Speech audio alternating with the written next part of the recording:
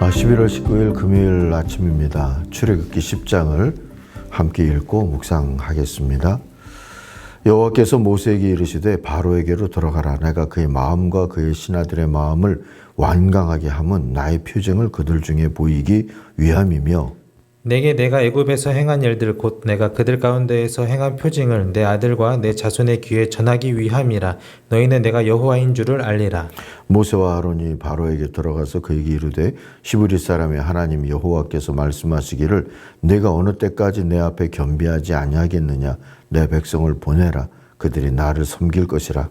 내가 만일 내 백성 보내기를 거절하면 내일 내가 메뚜기를 내 경내에 들어가게 하리니 메뚜기가 지면을 덮어서 사람이 땅을 볼 수 없을 것이라.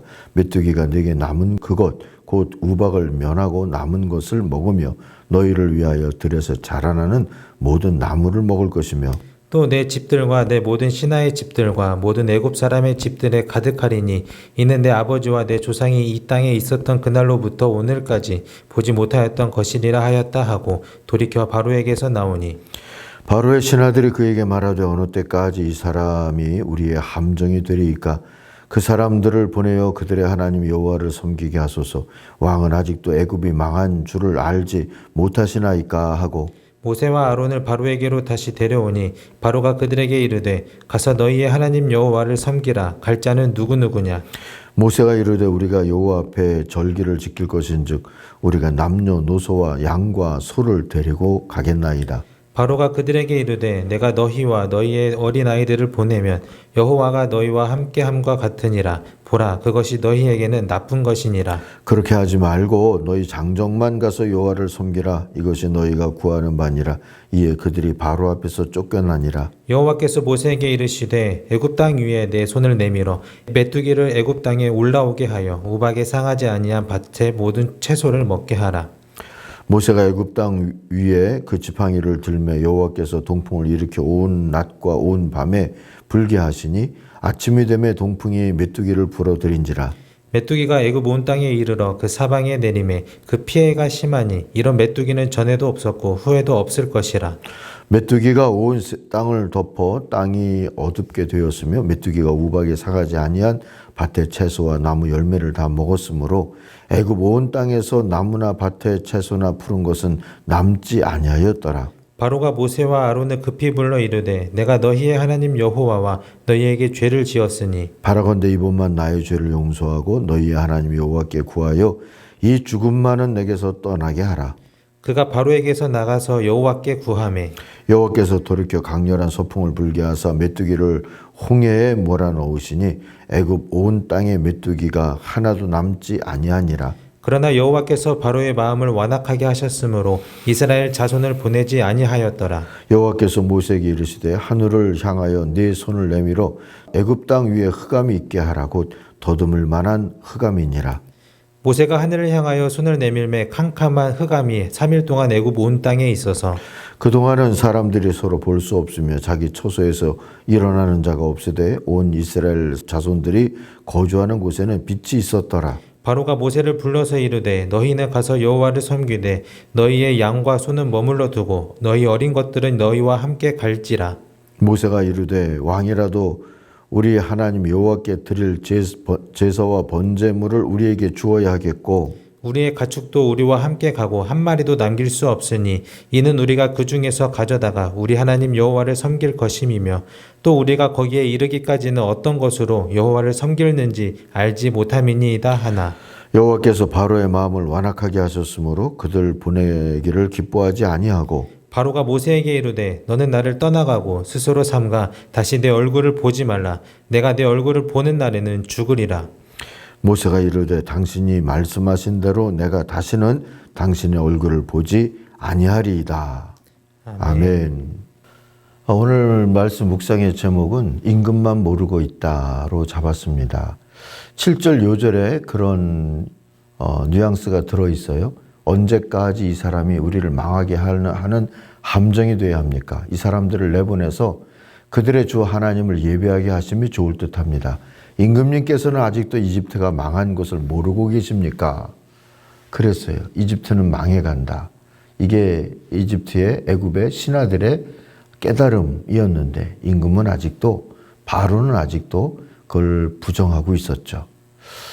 어쨌든 거룩한 전투가 이렇게 막바지에 이르게 됐습니다. 8번째 메뚜기 재앙, 9번째 어둠 재앙을 통한 하나님의 전투가 둘 다 죽음에 이르는 재앙의 예고편처럼 펼쳐지고 있습니다. 이 재앙들에 앞서서 모세와 아론은 하나님이 생각하시는 이 거룩한 전투와 승리의 성격, 그 새로운 차원을 하나도 배우게 됩니다. 1, 2절 말씀을 보세요.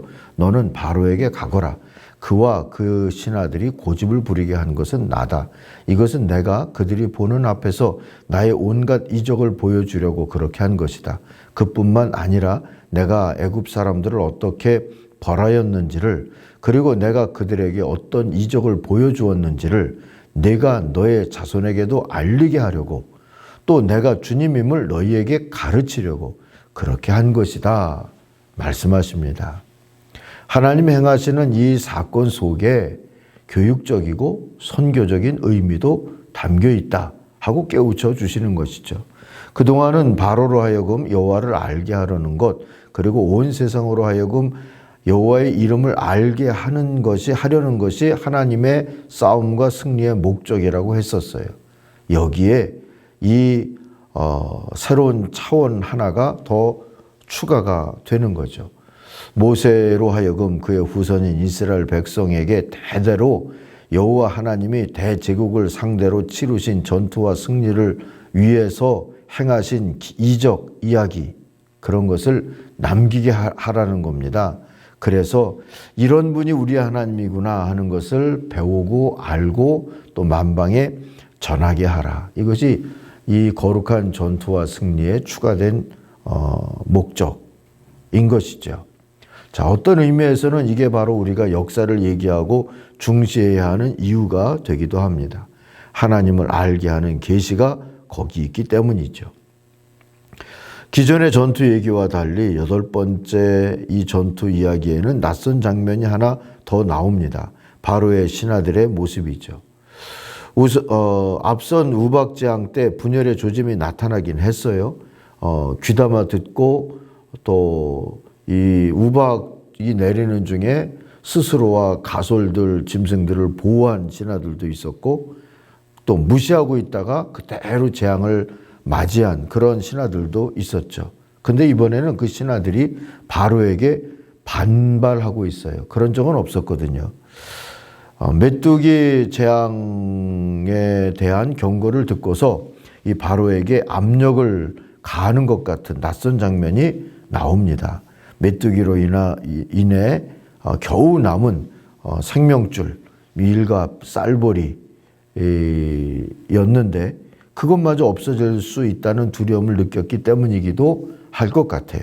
7절 한번 보실까요? 바로의 신하들이 바로에게 말하였다. 언제까지 이 사람이 우리를 망하게 하는 함정이 되어야 합니까? 이 사람들을 내보내서 그들의 주 하나님을 예배하게 하심이 좋을 듯합니다. 임금님께서는 아직도 이집트가 망한 것을 모르고 계십니까? 하죠. 자, 왕과 이 관료 조직, 이 신하들 사이에 균열이 생기고 있습니다. 바로의 입장에서는 엎친 데 덮친 격이었다고 할 수 있어요. 결국 바로는 협상을 시도하지만 장정들만 여호와 예배를 위해서 가라 하죠. 해방을 허락할 수는 없다 하는 뜻이었던 거예요. 10절 보니까 바로가 호통을 쳤대요. 허튼 수작하지 마라 하고요. 이거는 다 데리고 가겠다고 하니까 그건 해방이지 않느냐 하는 그런 얘기죠. 자, 협상은 깨지고 메뚜기 재앙은 온 애굽에 임하고 맙니다. 문제의 원천은 하나님의 뜻과 비전이 순종의 문제, 곧 결단과 선택의 차원이지 협상과 타협의 차원은 아니라는 데 있었어요. 근데 바로는 그것을 깨닫지 못해서 그랬는지 불어 모르는 척하는 건지 불인정하고 있다는 게 계속된 재앙을 부르고 있었던 셈입니다. 15절 보실까요? 메뚜기 떼가 땅의 표면을 다 덮어서 땅이 새카맣게 되었다 했어요. 그것들이 우박의 피해를 입지 않고 남아있는 나무 열매와 땅의 푸성기를 모두 먹어치웠습니다. 이집트 온 땅에 있는 들의 나무와 푸른 푸성기는 하나도 남아있지 않게 됐어요. 결국 바로는 내가 죄를 지었다 하면서 용서를 구한다 하죠. 그러나 너희의 하나님께 기도해다오 하죠. 전략적으로 항복했을 뿐 그의 마음은 아직도 하나님을 인정하기 어려웠어요. 회개가 아니었다는 얘기입니다. 이에 대한 하나님의 전략은 사정 경고 없는 또 하나의 재앙으로 나타납니다. 9번째 재앙으로 인한 어둠이 임하게 되는 그런 하나님의 또 다른 전투였죠. 온 애굽인이 꼼짝도 못할 만큼의 어둠이었다 합니다. 히브리인들이 사는 곳에만 밝음이 있었어요. 우리도 미세먼지로 인해서 낮에도 껌껌해지는 것과 같은 일들을 어쩌다 경험할 때가 있었잖아요. 그런 것으로부터 한번 상상해 보세요. 온 나라가 뒤흔들릴 수 있는 재앙이 애굽에 이르렀던 겁니다. 물리적으로도 그랬지만 가치론적으로도 그래요. 무슨 이야기냐 하면 애굽의 최고의 신은 아몬 또는 레라고 하는 태양신, 해신이었어요. 바로는 그의 후계자로 이 레신의 아몬 신의 후계자로 여겨졌죠. 이건 지난 주일 설교를 통해서도 잠깐 언급을 했던 것 같아요. 애굽의 신화를 보면 어둠의 신이라고 하는 아포피스라는 신이 있어요. 이게 밤마다 이 아몬을 공격을 하죠. 그래서 밤이 오는데 아침마다 또 다른 해가 뜨면서 어둠은 물러가잖아요. 그러니까 매일 공격을 하지만 매일 승리는 아침마다 또 이루어지는 그러한 모습이죠. 그런데 사흘씩이나 이 해가 없는 것을 경험했을 때 이집트 사람들이 받았던 충격과 두려움을 한번 상상해 보세요. 우리가 의지했던 신은 죽었는가? 뭐 이런 생각도 할 수 있지 않았겠습니까? 결국 바로는 다시 협상을 시도하죠. 23절 보니까 가라, 다 가라 그래요. 그런데 24절 보니까 양떼나 소떼는 두고 가라 그러죠. 이게 다시 돌아오게 할 볼모로 생각한 거죠. 이집트를 떠받치고 있는 경제의 근간이 농업인데 이 농업을 이집트 사람들이 농사 짓는 게 아니라 이 노예들을 통해서 농사를 졌거든요. 그러니까 이 노예가 사라진다는 것은 경제가 무너진다는, 왕으로서는 통치의 근간이 흔들린다는 뜻이 될 수가 있었기 때문에 쉽게 노예들을 포기하기는 어려웠을 거예요. 그러나 어쨌든 서로의 속셈은 명확해지죠. 모세를 통하여서 히브리들이 계속 요구하는 것은 해방이고, 또 바로가 계속 고집 부리는 이유는 해방만은 안 돼 하는 거였다는 것을 다시 보게 됩니다. 어쨌든 그래도 바로가 변덕을 부리고 고집을 피울수록 하나님의 승리는 더욱 계시적이고 교훈적으로 빛나게 되는 거고요. 그러면서 애굽은 더 고생하게 되는 거겠죠. 위기를 기회로 만들 줄 모르는 군주를 만나서 고생하는 백성들이 딱할 따름입니다. 위기였겠지만, 위기라고 분석이 됐겠지만, 그러나 이들을 해방시키면 결국 더 건강한 제국의 모습이 이루어질 수도 있었을 터인데 그런 기회를 이 바로는 놓치고 있었던 겁니다. 어찌됐든 우리가 하나님과 오래 싸울 일은 아니다 하는 생각을 하게도 되고요. 또 하나님의 승리가 결국은 나한테도 새롭고 건강한 기회가 될 수 있다 하는 것도 생각하게 되고요. 또 그러면서 우리의 역사가 바른 방향으로 가기 위해서는 더 겸손해야 되겠다 하는 생각도 하게 됩니다. 이런저런 생각을 붙들고 아침에 기도하는 시간이 되기를 바랍니다.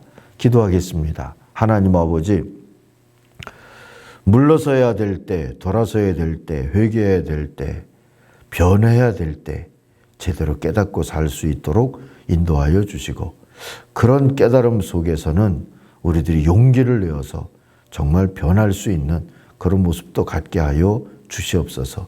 이 나라를 살피시고 이 역사를 간섭해 주시옵소서. 예수님의 이름으로 기도하옵나이다. 아멘.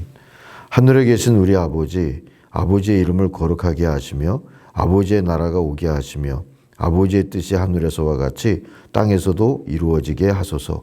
오늘 우리에게 일용할 양식을 주시고 우리가 우리에게 잘못한 사람을 용서하여 준 것 같이 우리 죄를 용서하여 주시고 우리를 시험에 빠지지 않게 하시고 악에서 구하소서. 나라와 권능과 영광이 영원히 아버지의 것입니다. 아멘. 같이 기도하겠습니다.